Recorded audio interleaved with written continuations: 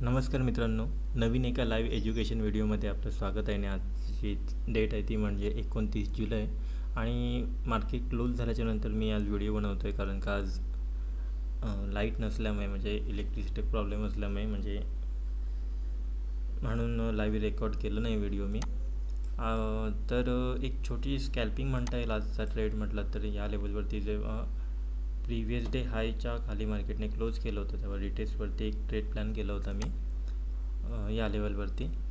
आणि इथेच मार्केट म्हणजे इथेच मी ट्रेड क्लोज करून टाकला. या कॅन्डलवरती जेव्हा कॅन्डल ही या लेवलपर्यंत होती तेव्हा ट्रेड मी क्लोज करून टाकला. कारण का मला 2000पर्यंत प्रॉफिट दिसत होतं आणि मार्केट या लेवलवरून रिव्हर्स गेलं होतं.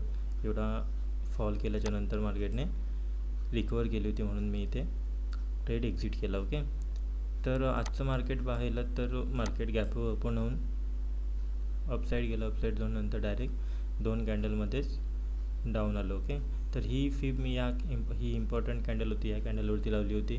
आणि त्यानंतर ही day to low, high to low fib लावून हा मार्केट रेजिस्टन्स घेतलं. मार्केट बघा ए एम एचं रेजिस्टन्स घेऊन खाली येत होतं म्हणून ह्या ट्रेडमध्ये कन्फर्मेशन होती. पण जास्त होल्ड नाही केला ट्रेड मी, ट्रेड एक्झिट केला.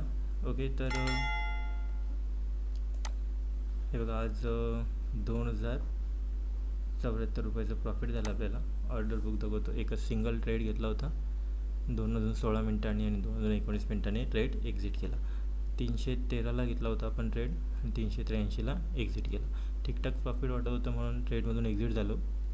कारण का दोन्ही वाजून गेले होते आणि लाईट कधीही जाऊ शकते. उगाच परत रिस्क नको म्हणून ट्रेडमधून एक्झिट झालो. ओके, तर व्हिडिओ आवडला असेल तर व्हिडिओ लाईक, शेअर आणि सबस्क्राईब करा. आणि व्हिडिओ मी कंटिन्यू टाकण्याचा प्रयत्न करतो आहे. धन्यवाद.